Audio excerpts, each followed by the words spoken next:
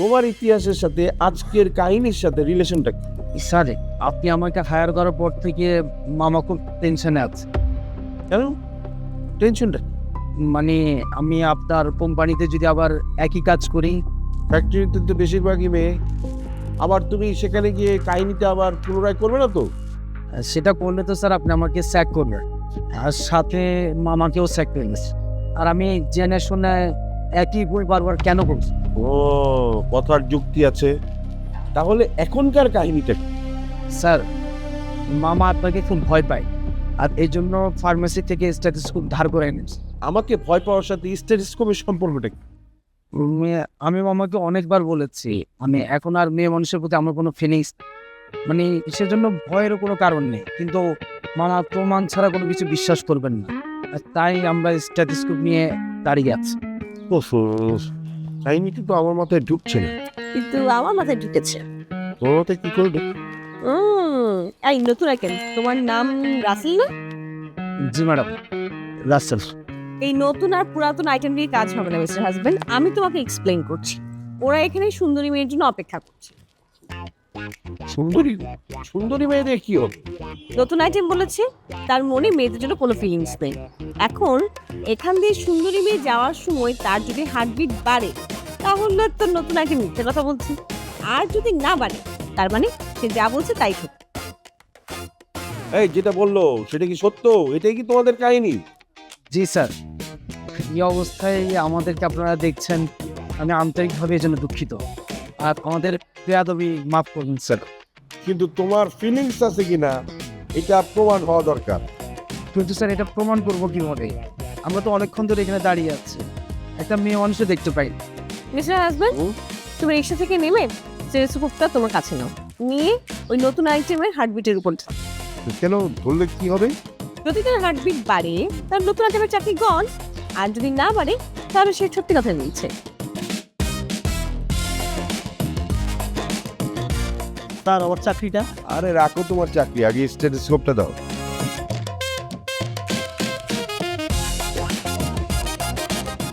Sir, আমি ম্যাডামের দিকে তাকাতে পারবো না, মাফ করেন। আই নতুন আইটেম, হ্যাঁ কর্পোরেট থেকে তো উষ্টা খাইছো, এখন ঢং করো। তাকাও আমার দিকে, তাকাও। চোখের পলক পড়লেই কিন্তু চাকরি গন। দেখো হার্টবিট দেখো, একদম তাকিয়ে থাকো, চোখের পলক পড়বে না, পড়লেই তোমার চাকরি এমনিই গন।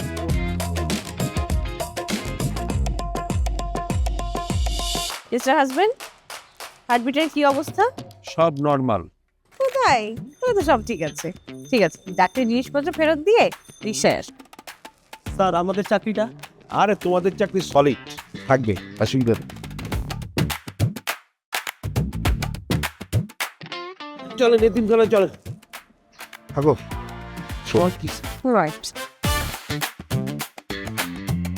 মনে হলো মাথার উপর একটা কামানের গোলায় রে এসেছিলাম হার্টবিট মাপতে, আর স্যার ম্যাডামকে নিয়ে এসে হাজির। ভালোই তো হয়েছে, স্যার নিজে পরীক্ষা করে দেখলো যে আমার ক্যারেক্টার ঠিক আছে।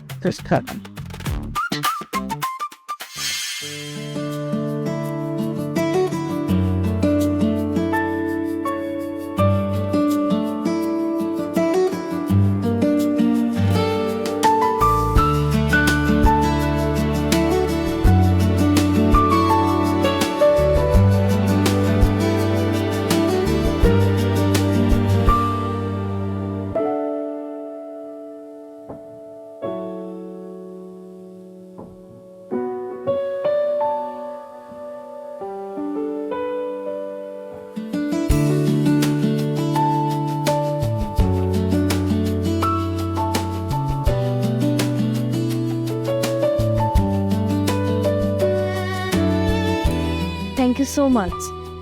My pleasure.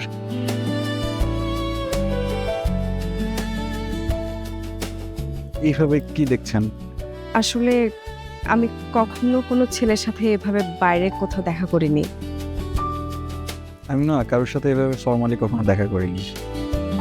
ফর্মালি হয়তো করেননি, কিন্তু কখনো না কখনো তো করেছেন। এটা করেছি, আর প্রথম দেখাতেই আপনার কাছে আমি সেটা স্বীকার করেছি, কিন্তু আমি না তখন জানতাম না যে আমার প্রতি আপনার এক ধরনের অনুভূতির জন্ম নেবে, তাই তো? মানুষকে আকর্ষণ করার অদ্ভুত একটা ক্ষমতা আপনার মধ্যে কাজ করে। আমি কিন্তু ইন্টেনশনালি করি না। মানে আপনি জানেন আমাকে না কোনো ছেলে পছন্দ করে না। আপনাকে পছন্দ করে না? হ্যাঁ, কেন যেন মনে হয় যে ক্লাসে বা ক্লাসের বাইরের ছেলেরা আমাকে দেখলেই সবিনয়ে দূরে দূরে পালিয়ে যায়। কেন আপনাকে থেকে পালাবে কেন? ঠিক বলতে পারবো না, তবে ওরা মনে হয় আমাকে কম্পিউটার প্রোগ্রাম মনে করে। মানে এআই আছে না, ঠিক ওরকম। আপনাকে এআই মনে করে? আপনি হাসছেন, আমার অবজারভেশন তো সেটাই বলে। তাহলে আমরা সবাই বোকার স্বর্গে বসবাস করছি। না না, চালাক ছেলেরা স্মার্ট মেয়েদের পছন্দ করে। কিন্তু আমার ভাবিরা তো খুব স্মার্ট, সেটা তো আপনি বলেছেন। আর আমার ভাইরা তাদের পাগলের মতো ভালোবাসে। বাহ, সাধারণ। হ্যাঁ, আমার মেজো ভাই ও না ওর কর্পোরেট জবটা ছেড়ে দিয়েছে ভাবির প্রতি প্রচন্ড ভালোবাসা থেকে। কিন্তু কর্পোরেট জবের সাথে স্ত্রীর প্রতি ভালোবাসা মানে এটা কিভাবে সম্পর্কিত? আমার মেজো ভাইয়া আইনান ভাইয়া যে অফিসে চাকরি করতেন, এই অফিসের বস মারা যাওয়ার পরে তার ওয়াইফ ওই অফিসের দায়িত্ব গ্রহণ করেন। কিছুদিন পর ওই ভদ্রমহিলা ভাইয়ার প্রতি কিছুটা দুর্বল হয়ে পড়েন। ভাইয়া যখনই এটা বুঝতে পেরেছেন তখনই সে চাকরিটা ছেড়ে দিয়েছেন ভাবির প্রতি প্রচন্ড ভালোবাসা। আপনিও কি আপনার ভাইদের মতো? আমাদের 3 ভাইয়ের মধ্যে না একটা মিল আছে, কিন্তু আমি একটু বেশি ক্যারিয়ার সেন্ট্রিক। আমার বাবাও তাই। আমার বাবা তার সারাটা জীবন ক্যারিয়ারের পেছনে উৎসর্গ করে দিয়েছে। তাহলে তো আপনার ছোটবেলাটা খুব একা একা কেটেছে না? অলমোস্ট। মানে আমি একাই বড় হয়েছি, বলতে পারেন আমার একটা নিজের জগৎ ছিল। অবশ্য নিজের মতো করে বাঁচতে পারাটা একটা আলাদা আনন্দ আছে। আমি কি আপনার সেই জগতে প্রবেশের অধিকার পাবো? সেটা ডিপেন্ড করছে আপনি আমাকে কি দৃষ্টিভঙ্গি দিয়ে দেখেন সেটা। আপনার বুদ্ধিমত্তা আমাকে প্রচন্ড রকম আকর্ষণ করেছে, আর আপনার প্রতি আমার সম্মান ছাড়া আর কিছুই নেই। আমি যদি আপনার জগতে প্রবেশ অধিকার পাই, সেটা আমার জন্য অসাধারণ কিছু একটা হবে।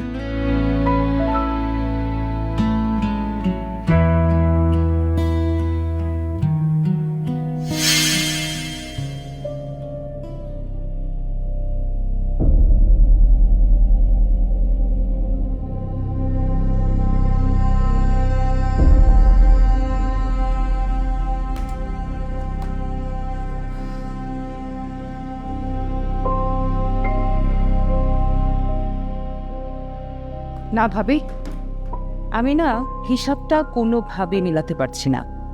মানে বাবা মা ফ্লাইটে ওঠার ঠিক 2 ঘন্টার মধ্যেই ডায়না বিক্রমপুরে যাওয়ার জন্য পা বাড়ালো। এটা কোনো সাধারণ ঘটনা হতেই পারে না। এর পেছনে নিশ্চয়ই অন্য কোনো ঘটনা আছে। সব মাথা তো দিয়ে গেল। বড় ভাবি, মেজু ভাবি, যদি কিছু মনে না করেন আমি একটা কথা কই। আমার তো শুরু থেকেই ওই মেয়েটার ভালো মনে হয় না। তোরে কই, থামো তো তুমি। আসল সমস্যা প্র্যাকটিক্যাল লাইফের। এখন এই বাড়ির 3 বেলা রান্না বান্না, এতগুলো মানুষের খাওয়া দাওয়া, এতগুলো কাজ কে করবে? আমার কাল সকাল 9টা থেকে ফরেন ক্লায়েন্টের সাথে ইম্পর্টেন্ট মিটিং আছে। আইনানের কালকে সাবমিশনের শেষ দিন। এখন কে করবে এই কাজগুলা? নাকি আমরা সবাই না খেয়ে থাকবো? মেজু ভাবি, কোনো রাগ করেন না, আমি সব কাম করে দেবো।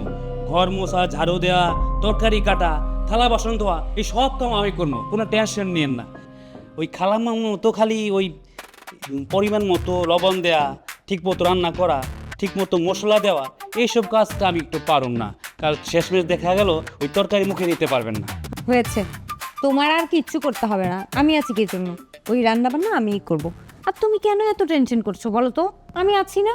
তুমি তোমার অফিসে কাজ নিয়ে একদম নিশ্চিন্তে থাকো। তুমি তোমার কাজ করো, বাসার আমি মেনটেন করে নেব। তুমি একা মেনটেন করবে? তোমার মাথা ঠিক আছে? তুমি নিজের মুখে কি বলছো? তুমি কি বুঝতে পারছো? এই সংসারে এতগুলো মানুষের রান্না বান্নার লোড তুমি কিভাবে নিবে? এতদিন তো মাই সবকিছু মেনটেন করতো। মা সবকিছু করতো, আর আমরা তো কিছুদিন আগে শিডিউল করে রান্না করেছি না? তখন তো এত বেশি ঝামেলা হতো না। এখন তো মা নেই। এখন তুমি একা কিভাবে সবকিছু করবে? তুমি তো অসুস্থ হয়ে পড়বে ভাবি। আরে ধুর, মা নেই বলেই তো আমাদের এখন বসে থাকলে চলবে না, অ্যাক্টিভ থাকতে হবে। দেখো, আমি চাই না মার বর্তমানে সংসারে কোনো সমস্যা হোক। মা যেহেতু আমার উপরে দায়িত্ব দিয়ে গেছে, বড় বউ হিসেবে দায়িত্ব পালন করা আমার কর্তব্য। মনির কথা শুনে একসময় হয়তো আমি রাগ করে তোমার ভাইকে বলেছি যে আমি একা রান্না করতে পারবো না। সেটা তো মনির কথা শুনে, তাই না? কিন্তু এখন যেহেতু মা নেই আর আমরা সবাই একসাথেই আছি, এখন তো আর ওভাবে করলে চলবে না। তুমি এত টেনশন করো না, আমি ঠিক ম্যানেজ করে নিতে পারবো, দেখবে। আর সাথে তো তরিকুল আছি। আর তোমার অফিসে যে পরিমাণ কাজের চাপ, তোমার পক্ষে সেই সারাদিন অফিস করে আবার বাসায় এসে কাজ করা একদমই পসিবল। আর মা যেহেতু আমার উপর দায়িত্ব দিয়ে গেছেন, আমি তো এই সংসারের বড় বউ, একটা দায়িত্ব দেয়া মানে আমানত দেয়া।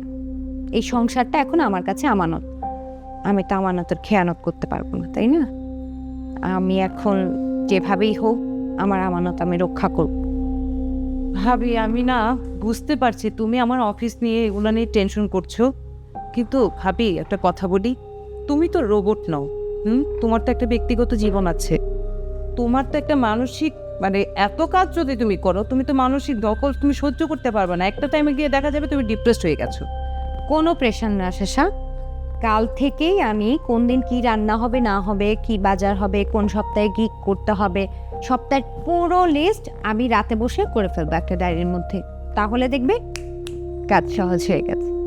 বড় ভাবি, আপনি হুবহু খালামার মতো কথা কইছেন, আমার প্রাণটা একবারে জুড়াই গেছে। আপনি খালি হুকুম করবেন, আমি যে কোনো কাজ জান দিয়া করবো, কোনো কষ্ট হইব না আপনার। আমার চাকরির কারণে এক সময় তোমার এই পুরো বাড়ির দায়িত্ব, রান্না বান্না সব কিছু তুমি একাই সামলিয়েছ। আর এখন মা ডায়নার অনুপস্থিতিতে তুমি একাই এ বাড়ি সামলানোর কথা বলছো। আসলে ভাবি, তোমার কোনো বিকল্প নেই।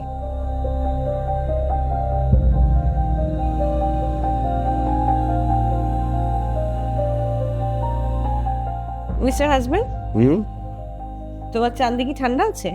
হ্যাঁ, ঠান্ডা আছে, কিন্তু কার মেসেজ আসলো? ডাইনার। কেন? তোমার মা কি আবার সুইসাইড করার অ্যাটেম্প নিয়েছিল? আরে না, ধুর। ও, তাহলে এখন আবার তোমরা কি মুরগি পলিটিক্স শুরু করবে? মুরগি পলিটিক্স মানে?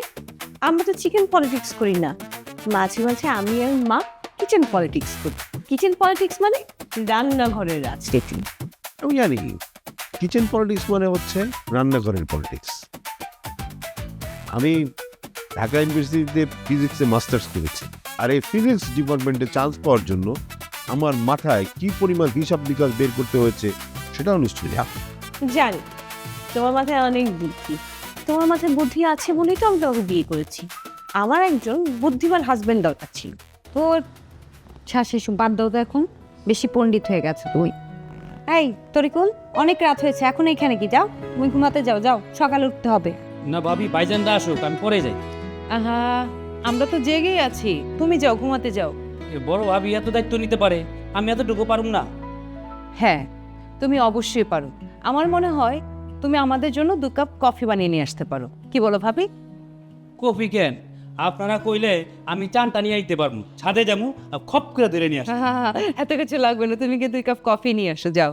আচ্ছা।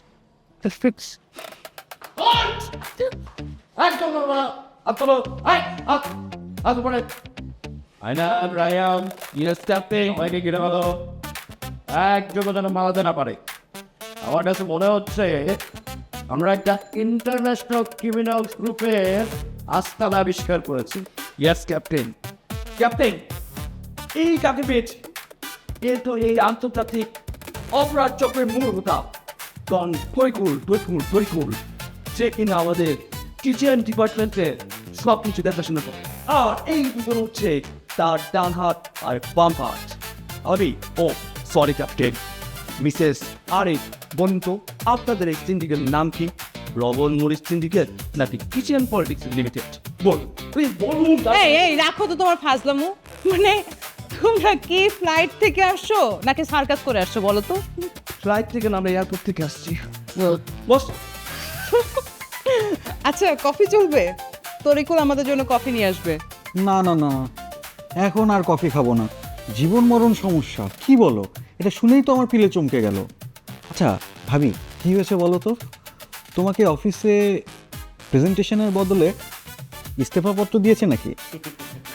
নাকি বড় ভাবি তুমি আজকে রান্নায় একদমই লবণ দাওনি, তাতে এই জাতীয় জরুরি অবস্থা জারি করা হয়েছে? আচ্ছা কি হয়েছে বলো তো, ঘটনাটা কি? রায়ান, তুমি সবসময় সব কিছু নিয়ে এত রসিকতা করো না তো। ব্যাপারটা আসলেই খুব সিরিয়াস। বাবা মা যেতে না যেতেই সেই ডায়না কিছু না বলে হুট করে চলে গেছে বাড়ি থেকে। এখন বলো যে এই যে এত বড় বাড়ির এতগুলো মানুষ, সবার জন্য রান্না বান্না করা, সারাদিন ঘরের কত কিছু কাজ, এগুলো কে করবে এখন বলো? এই নিয়ে আমরা অনেক দুশ্চিন্তায় আছি। ডায়না ছুটিতে গেছে? হ ভাইজান, বড় ভাবি ঠিক কথাই কইছে।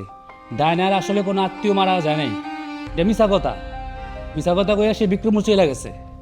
আসলে এটা একটা ওর চাল।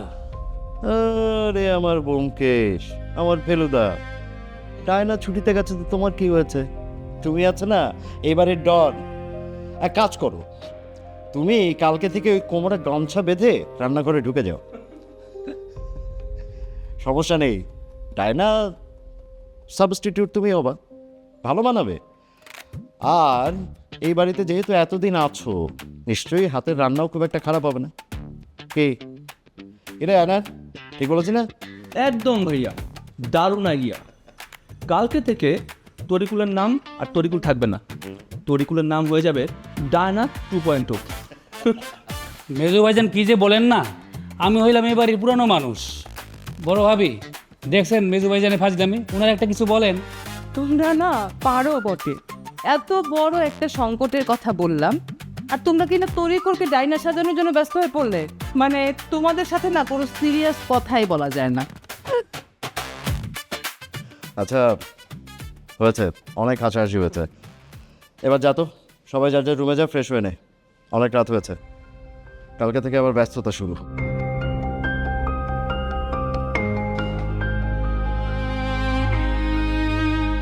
কি হলো ভাইয়া? না, মাত্র কয়েক ঘন্টা হলো মা বাবাকে প্লেনে উঠিয়ে দিয়ে আসলাম। এখনই মনে হচ্ছে কতদিন যেন তাদেরকে দেখি না। মানে রেগুলার চেক আপের জন্য কয়েকদিনের জন্য সিঙ্গাপুর গেছে, অথচ এখনই ঘরটা ফাঁকা ফাঁকা লাগছে।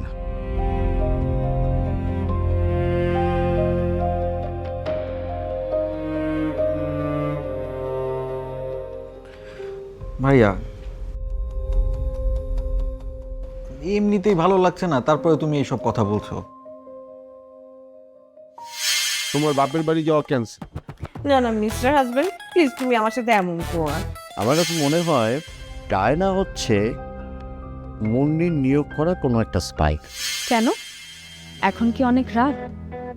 আমি কি ভুল সময় ফোন করলাম? একদমই না, আপনি আমাকে ফোন করতেই পারেন।